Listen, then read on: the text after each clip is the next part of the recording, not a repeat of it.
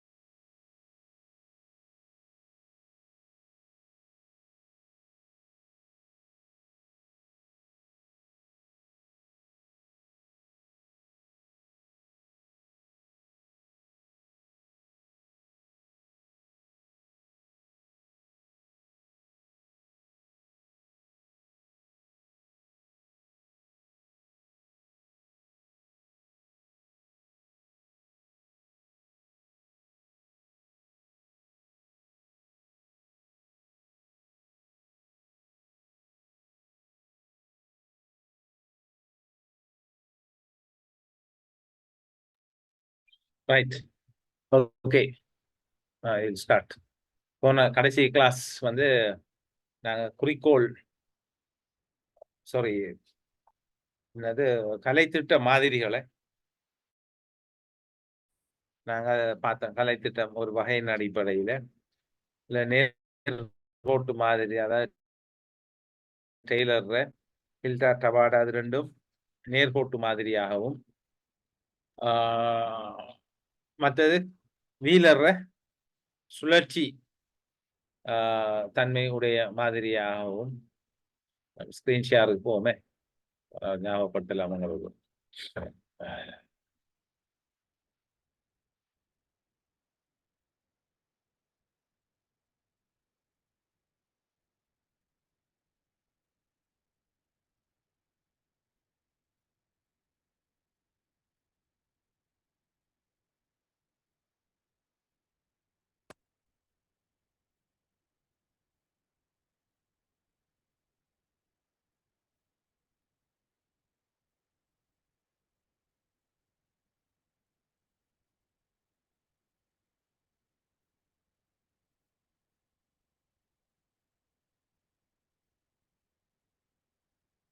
நினைக்கிறது டெய்லர் நேர்கோட்டு மாதிரி. ரைட். 3 வகையாக பார்த்தாங்க. ஒன்று குறிக்கோள் மாதிரி அல்லது நேர்கோட்டு மாதிரி, அடுத்தது சுழற்சி சக்கரம், என்ன சுழற்சி சக்கரம் அல்லது சைக்கிளிக் இல்லாட்டி ஏதோ ஒரு உண்டோ ஹீல் டாட்டா பாட அந்த வீலர் சாரி ஹீல் டாட்டா பாட இல்லை வீலர் காலை திட்ட மாதிரி. அடுத்த இயங்கு நிலை டைனாமிக் மாடலை பார்த்தாங்க. வாக்கரை ஸ்கில்பர்க்ல கலை திட்ட மாதிரியே பார்த்தோம்.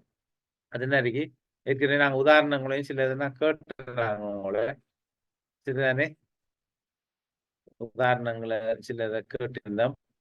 நீங்க சொன்னீங்க அது வீலரிங் கல்வி திட்ட மாதிரி நிறைய நிக்கலோ இதெல்லாம் பார்த்துட்டோம். போக்கரே பார்த்தேன். ஸ்பீக் நாங்க புது தலைப்பு ஒன்றுக்கு போறோம்னு சொல்லி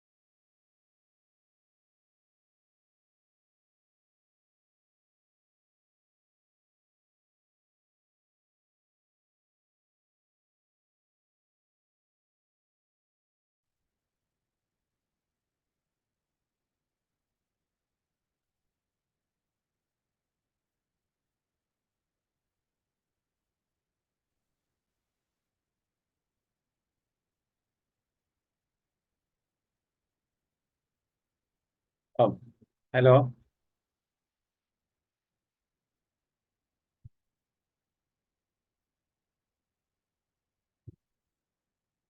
ஹலோ ஓகேயா? ஓ சார். ஆ இப்ப டிஸ்கனெக்ட் ஆயிட்டா? எனக்கு என்ன கனெக்ட் ஆகலாம இருந்துச்சு. Okay sir. முதல் கனெக்ட் இடையில ஆகாம இருந்துச்சா?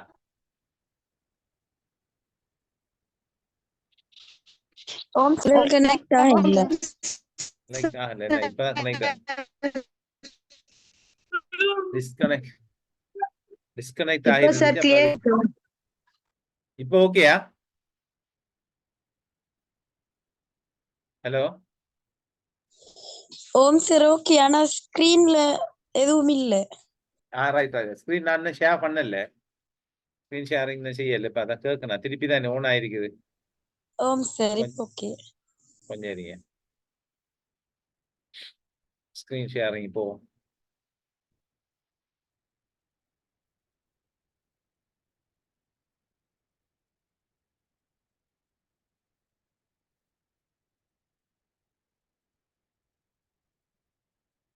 இப்ப தெரியுதா ஸ்கிரீன்? ஓம் சார் தெரியுது.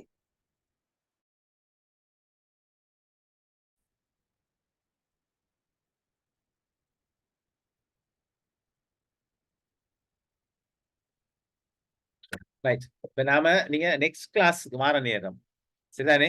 நெக்ஸ்ட் கிளாஸ் இப்ப when is our next class? Wait, we'll see the timetable. June தானே? 11 13ஆம் தேதி. 13 மீன்ஸ் நாளைக்கு வென்ஸ்டே தேர்ஸ்டே சரிதானே? நெக்ஸ்ட் கிளாஸ் தேர்ஸ்டே வார நேரம் நீங்க ஒரு ஒர்க் கொண்டு செஞ்சுட்டு வரணும். என்னன்னு சொல்லி சொன்னா, இப்ப நீங்க எல்லாரும் டீச்சர்ஸ் தானே? நீங்க படிப்பிக்கிற பாடத்துல இருந்து ஒரு கலைத்திட்ட மாதிரி ஒன்றை நம்ம கலைத்திட்டம் ஒழுங்கமைக்கிறது நாம முழு நாட்டுக்கும் முழு பாடங்களுக்கும் எல்லாத்துக்கும் செய்வோம். நாம இப்ப அப்படி செய்யறதில்ல. நம்மளோட பாடத்துல ஒரு கலைத்திட்ட மாதிரி ஒன்றை நாம என்ன செய்யணும், உருவாக்குறதுக்கு ட்ரை பண்ணி பார்ப்போம். சிம்பிளா ஷார்ட்டா ஒரு ஒரு பிரீஃபாக நீங்க எழுதலாமா, எப்படி எழுதுறாங்க அங்கிறத நீங்க என்ன செய்யணும்.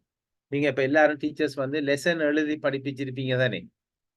ஒரு ஆக்டிவிட்டி பிளான் அல்லது லெசன் பிளான் சொல்லி ஒன்று எழுதி நீங்க எல்லாரும் படிப்பிச்சிருப்பீங்க. அப்ப அந்த லெசன் பிளானை பேஸ் பண்ணினதாகத்தான் இந்த கலைத்திட்ட கரிக்குலம் மாடலை நாம டெவலப் பண்ண போறோம்.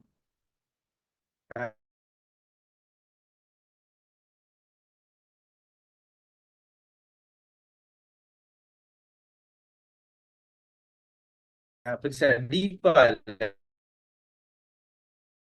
பெருசா இல்ல. நாங்க படிச்சதுக்கு நமக்கு எந்த அளவுக்கு விளங்கிருக்கோம் இதுல பொறுத்த வரைக்கும் கொஞ்சம் விட மாடல் நினைக்கிறது. நீங்க ஸ்கிரீன்ல ஸ்கிரீன்ஷாட் எடுத்திருப்பீங்க, இல்லாட்டி எழுதிருப்பீங்க, ஏதாவது செஞ்சிருப்பீங்க.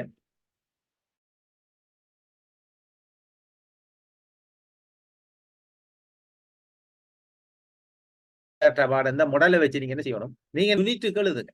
நம்ம மிச்சம் சுருக்கி எழுதுவோம். நான் ஒரு முழு தமிழ்னா முழு தமிழ் சிலபஸுக்கும் கிரேட் 7க்கு கிரேட் 8க்கு எழுத சொல்லல. சரி, அந்த சயின்ஸ்டா சித்திரம்டா அப்படி முழுவதுக்குமே பிரைமரி என்றா அப்படி எல்லாத்துக்கும் எழுத சொல்லல.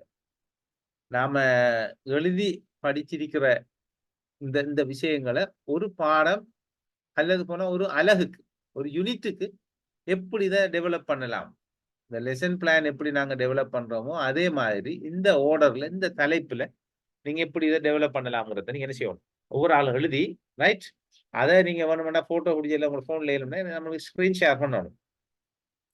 ஸ்கிரீன் ஷேர் எல்லாம் செய்யலாம் தானே? இதுல நீங்க ஸ்கிரீன் ஷேர் செஞ்சா நாம பார்க்கலாம். அதை பார்த்து போட்டோம், அதை டிஸ்கஸ் பண்ணோம். நமக்கு எந்த தூரம் நெக்ஸ்ட் கிளாஸ்ல இப்ப நாங்க மற்றதுக்கு போவோம்.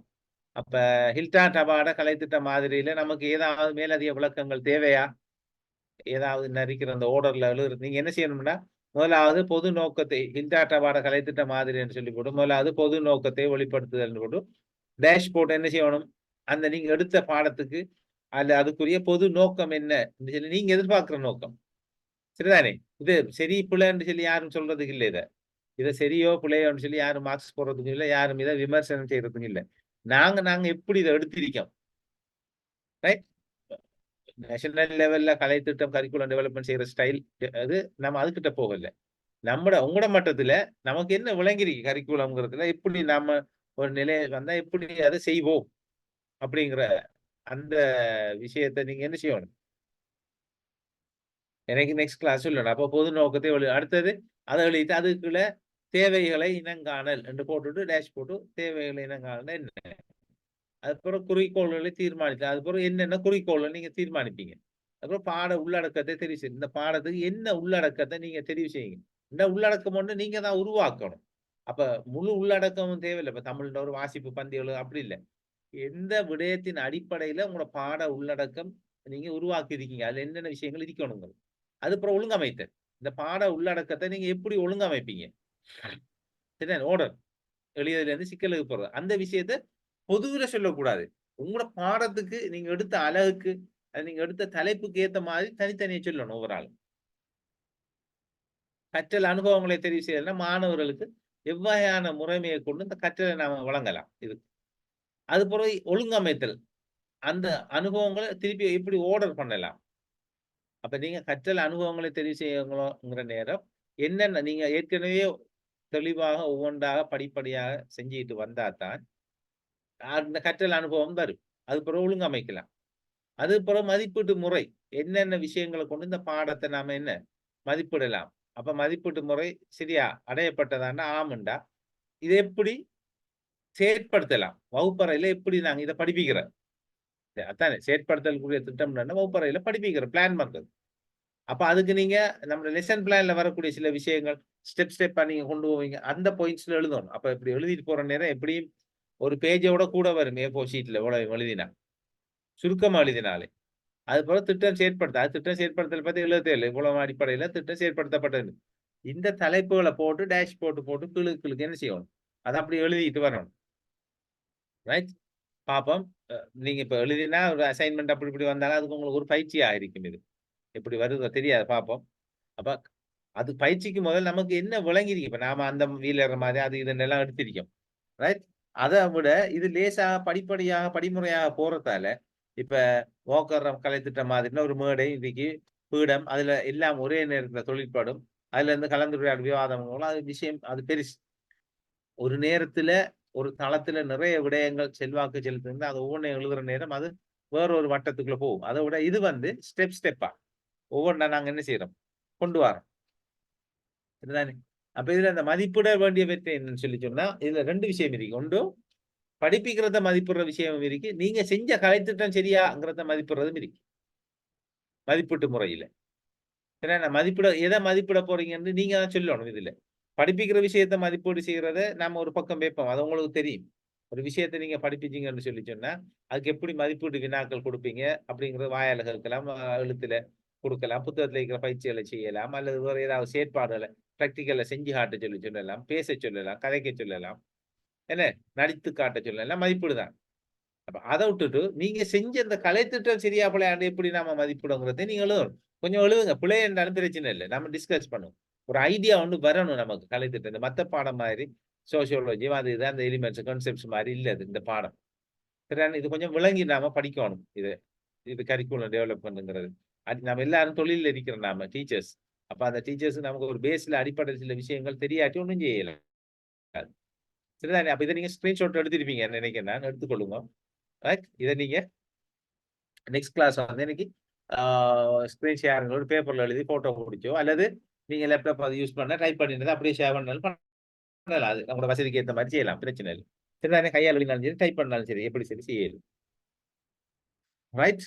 நம்ம இந்த விஷயத்துக்கும் இது ஓகே. அது இதுல கேட்க போறீங்களா?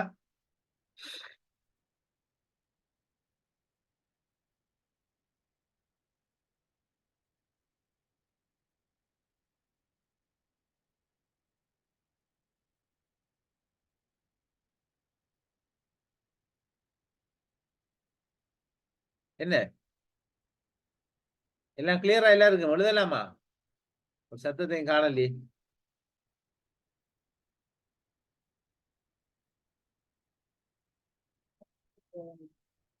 எந்த ஹாட்ஸ்பாட் சொல்லுங்க என்ன ரிசானா டீச்சர், இனாஸ்மியா டீச்சர், என்ன அனி சார் ஓகேயா? இன்ஷால்லா செஞ்சு பாக்குறேன் சார். செய்து பாக்குறேன். நமக்கு பிள்ளை இருந்தாலும் பிரச்சனை இல்லை. இப்படி ஓகே எழுதி சார். பிழைச்சாதானே ஐடியா ஒன்று வரும், நமக்கும் விளங்கிருக்கோமே ஓகே. தானே. அப்ப நீங்க அப்படி போயிட்டு டெவலப் ஆயிட்டு உங்களோட தொழில் அங்கே நிறையிட்டு போற நேரம் ஒரு நமக்கு ஒரு ஐடியா இருக்கணும். அது எப்பயோ என்னமோ படிச்சோம்னு நினைக்க கூடாது. இப்படித்தான் விளங்கி படிச்சோம்னு நினைக்கணும் தான். சரிதானே? அப்ப இப்ப நம்ம இந்த விஷயத்துக்கு வருவோம். என்ன இந்த இதுல இருந்து மாறுது தலைப்பு. இந்த விஷயம் கல்வி மாற்ற செயல்முறை, ரைட்? இப்ப வந்து அந்த கலை திட்டம் அது அந்த ஸ்ட்ரக்சர் எல்லாம் போயிட்டு அது முடிஞ்சது.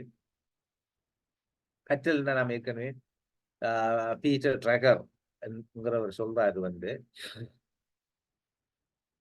மாற்றங்களை உள்வாங்கிக் கொள்வதற்கான வாழ்க்கை நீடித்த செயல்முறை கற்றலாகும் சொல்றாரு. இப்ப என்னண்டா இதுல இப்ப நவீன கருத்துக்கள்ல முக்கியமானது என்னண்டா வாழ்க்கை நீடித்த கல்வி. இப்ப இருக்கிற நவீன கற்பித்தல் முறையில இருக்கிற விஷயம் வந்து வாழ்க்கை நீடித்த கல்வி. இப்ப வாழ்க்கை நீடித்த கல்வி என்று சொல்லி சொன்னா அந்த கல்வி முறைமை வந்து ஒரு ஸ்டைல்லையே என்ன ஒரு காலமும் தொடர்ந்து இருக்க மாட்டாது. இப்போ ஒரு மனிதன் வந்து எவ்வளவு காலம் கற்க போறான்னு சொல்லி சொன்னோம்னா சும்மா வைப்போமே, ஒரு மனிதன் 75-80 வயது வரைக்கும் உயிர் வாழ்றான்னு வச்சுக்கொள்ளும். அப்ப 75-80 வயது வரைக்கும் அவனோட கற்றல் செயல்முறையும் மாறாம அப்படியே இருக்குமா? உலகத்துல இருக்காது ஒரு நாள். அப்படி இருக்க வாய்ப்பில்லை. சரிதானே? அப்ப நாம என்ன செய்யறோம்? மாற்றங்கள்ங்கிறது நிரந்தரமாக எப்பொழுதும் உலகத்தில் ஏற்பட்டு கொண்டே இருக்கும், ரைட்? நாம் அந்த மாற்றத்துக்கு நம்மளை என்ன செய்யணும்? உள்வாங்கிக் கொள்கிறோம். அப்ப கற்றல் முறைமையும் இதே மாதிரி மாற்றம் ஏற்படும். சரிதானே? ஆசிரியர் என்பவர் வந்து உண்மையா ஒரு விஷயத்த படிப்பிச்சு கொடுக்குற ஆள் இல்ல. எப்படி புள்ள படிக்கணுங்கிறத வழிபடுத்துற ஆள் தான் ஆசிரியர். ஆசிரியர் வந்து ஒரு ஃபெசிலிட்டேட்டர். நான் சொல்லியிருக்கேன், ஒரு ஃபெசிலிட்டேட்டர், வசதிப்படுத்துனர். என்ன ஃபெசிலிட்டேட்டர்னா வசதிப்படுத்துனர். பிள்ளைக்கு படிச்சு கொடுக்கார் அப்படிங்கிறத விட பிள்ளை எவ்வாறு கற்க வேண்டும் என்பதை வழிகாட்டுறவர் தான். அதுதான் பீட்டர் ட்ரைகர் சொல்றாரு. சிரமமான பணிண்டா எவ்வாறு கற்பது என்பதை கற்பிப்பதாகும். எப்படி புள்ள படிக்கணுங்கிறத பிள்ளைக்கு சொல்லி கொடுக்கறது இருக்கே, அதுதான் ஆகப்பெரிய பணி. நீங்க பிள்ளைக்கு நாம ஆசிரியர் படிச்சு கொடுக்க தேவையில்லை. மறுதலையில பார்த்தா பிள்ளைக்கு எப்படி படிக்கணுங்கிற விஷயத்த மட்டும் சொல்லி கொடுத்தீங்கன்னா அந்த புள்ள படிச்சு கொள்ளும். அதுதான் அவர் சொல்ல வர்றார். அப்ப அந்த இப்ப இருக்கிற வந்து இப்ப நவீன கல்வி செயல்முறை மாற்றம் அல்லது இப்ப இருக்கிற கல்வி நவீன அமைப்புல கற்றல் கல்விங்கிறதுக்குரிய வரைவிலக்கணங்கள்லாம் பறந்து விரிந்து கொண்டு போகுது. அப்ப இப்படித்தான் வரைவிலக்கணம், இவ்வளவுதான் வரைவிலக்கணம், இதை சொன்னா சரி இதை சொன்னா போல யாரும் சொல்ல இயலாது. அப்ப மாற்றம் என்று சொல்ற நேரம் ஆனா நாங்க என்ன செய்யறோம்? படிக்கிறதுக்காக வேண்டி சில அடிப்படையில ஆரம்ப கால தத்துவங்கள் வந்து இன்னமும் உண்மையாக இருக்கிறதால அந்த தத்துவங்களை நான் என்ன சொல்றோம்? ஏற்றுக்கொள்கிறோம். அதே நேரம் சில தத்துவங்கள் வந்து இப்ப அவுட்டேட்டட் ஆயிடுச்சு. என்ன அவுட்டேட்டட் ஆகி அதாவது இப்ப அந்த தத்துவங்கள்லாம் எடுபடாது. காலம் மாறிக்கிட்டு போற நேரம் வந்து அவங்க என்ன செஞ்சிட்டாங்க? அந்த தத்துவ ஞானிகள் வாழ்ந்த காலத்துல அந்த கொஞ்சம் காலத்துக்கு அது என்ன செஞ்சிச்சு? தாக்கு பிடிச்சிச்சு அந்த தத்துவங்கள். அதுக்கு பிறகு அதுல செல்வாக்கும் அப்படியோ மக்களுக்கு மத்தியில குறைந்து போயிடுது. ஏன்? புதிய புதிய காலம் வந்து புது புது விடயங்களை அறிமுகப்படுத்தி கொண்டு போறதால, மனிதர்கள் வந்து புது புது விடயங்களை கண்டுபிடிக்கிறதால, தொழில்நுட்பத்துல, விவசாயத்துல, எல்லாத்திலையுமே புதிய புதிய விடயங்கள் புரட்சிகள் ஏற்படுத்தப்படுறதால அது ஆட்டோமேட்டிக்கா என்ன செய்யுது? மாறிக்கிட்டு போகும். அப்ப நாங்க புதிய விஷயங்களை ஏற்றுக்கொள்றது வந்து மாற்றத்துல முக்கியமான ஒரு செயற்பாடு, ரைட்? இந்த மாற்றம் வந்து ரெண்டு முறையில ஏற்படும். ஒன்று தொடர்ச்சியாக உள்ளார்ந்த ரீதியாக ஏற்படும் மாற்றம். இது என்னன்னா மெல்ல மெல்ல மிக மெதுவாக ஸ்லோவாக கிராஜுவலி டெவலப்பிங் சேஞ்சஸ். சரிதானே? ஸ்லோலி அண்ட் கிராஜுவலி மெதுவாகவும் படிப்படியாகவும் உருவாகி கொள்ளக்கூடிய மாற்றங்கள், ரைட்? அப்படி நாங்க சொல்றோம். இந்த மாற்றம் வந்து முழு உலகத்திலேயும் என்ன செய்யும்? ஏற்படும். எல்லா நாட்டிலேயும் எல்லா மக்களையும் இந்த மாற்றம் செல்வாக்கு செலுத்தும். இந்த மாற்றத்திற்கு தங்களை உள்வாங்கிக் கொள்ள முடியாது என்று ஒரு சமூகம் கருதுமாக இருந்தால் அல்லது ஒரு நாடு கருதுமாக இருந்தால் அந்த நாடு உலக ஓட்டத்துல தானாக என்ன செய்யும்? தனித்து விடப்படும், பின்னடைவை சந்திக்கும். சரிதானே? இதுக்கு நல்ல ஒரு நிறையவே உதாரணங்கள் வந்து நாங்க உலகத்தில் நம்ம பார்க்கலாம். அப்ப இது என்ன செய்யும்? மெதுவான உள்ளார்ந்த ரீதியான மாற்றங்கள் ஏற்படும். குறிப்பாக இந்த தொழில் கல்வி ஒரு உதாரணத்துக்கு காட்டியிருக்கின்ற இந்த தொழில் கல்வியில படிப்படியாக ஆரம்ப காலத்தில் இருந்த தொழிற்கல்வி முறைகள் மாறி இப்ப இருக்கிற தொழிற்கல்வி முறைகள்ல விடயங்கள் மாறிக்கொண்டிருக்கின்றது. சரிதானே? இப்ப இந்த தொழிற்கல்வி முறையை நாங்க ஏற்றுக்கொள்ளாவிட்டால் பொருளாதார ரீதியாகவும் எல்லா இதுலயும் நமக்கு என்ன செய்யும்? பிரச்சனை ஏற்படும். உதாரணத்துக்கு நான் சொல்றேன், இந்த தொழிற்கல்வி முறை உதாரணத்துக்கு நான் சொல்றேன். இப்ப எங்கட நாட்டுல இருந்து நிறைய பேர் கண்டெக்ஸ்ட் அந்த சூழ்நிலையோட சேர்த்து சொல்லக்குள்ள உங்களுக்கு இன்னும் லேசா விளங்கும். எங்கட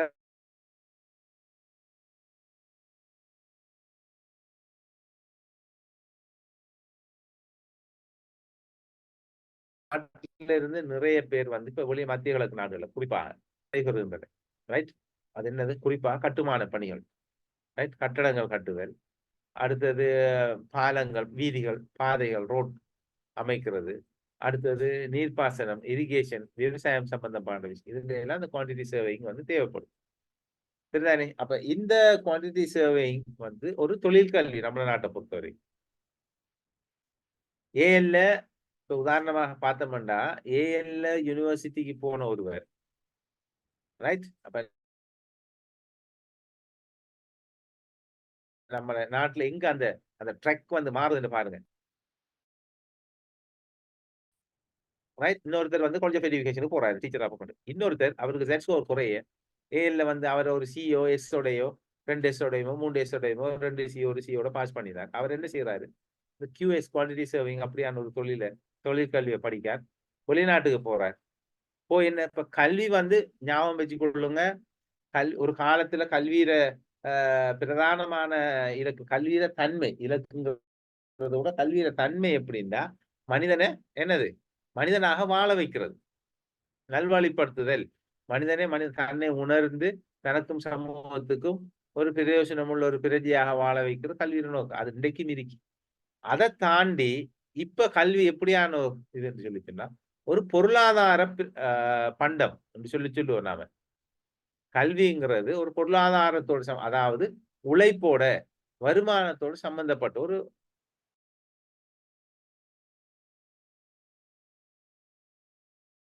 விடயமா கல்வி மாறிக்கொண்டிருக்கிறது. சரிதானே? ஏற்றுக்கொண்ட ஒரு வெளிநாட்டுக்கு போய் என்ன செய்யறாங்க? லட்சக்கணக்கில் சம்பாதிக்கிறாங்க. ஆனா யூனிவர்சிட்டியில நம்ம நாட்டுல படிச்சு யூனிவர்சிட்டிக்கு போனாலும் என்ன செய்யறாரு? டிகிரி முடிச்சு போட்டு ஆர்ப்பாட்டம் செய்யறாரு, உண்ணாவிரதம் செய்யறாரு. கடைசியில் அவருக்கு ஒரு ஏதோ ஒரு தொழில் கிடைக்கின்றது. அந்த தொழில் சிலவுகள் அவருக்கு மன உளைச்சல் தரலாம். அவர் படித்த படிப்பு ஒன்றாக இருக்கலாம். அவருக்கு கிடைத்த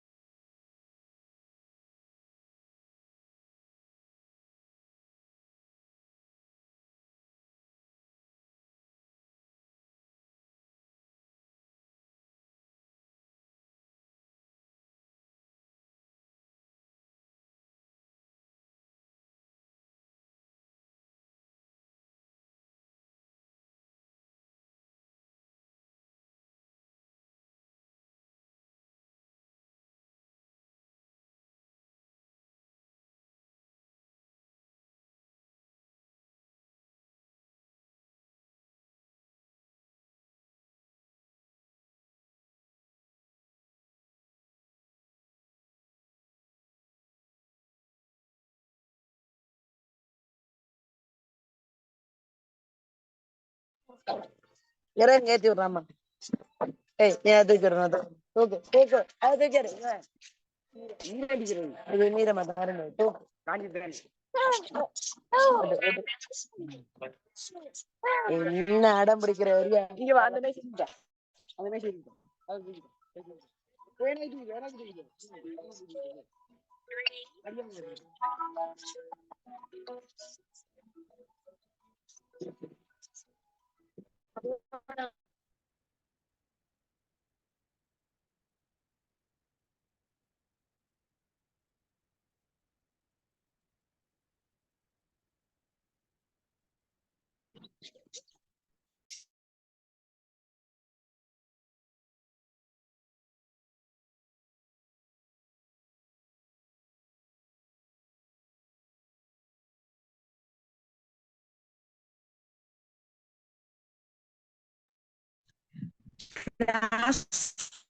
நடக்குதா?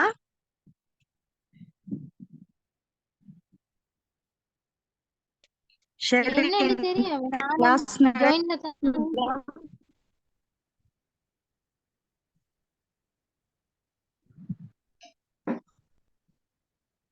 சாரி சிஃப்னா.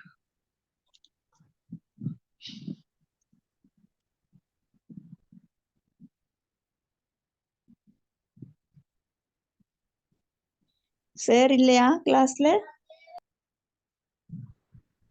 சார் வந்தார். இடையில கிளாஸ் ஸ்டார்ட்லயும் கொஞ்சம் இப்படி தான் இருந்துச்சு. டிஸ்கனெக்ட் ஆகி இப்ப திரும்ப டிஸ்கனெக்ட் ஆகிடுச்சு சார்.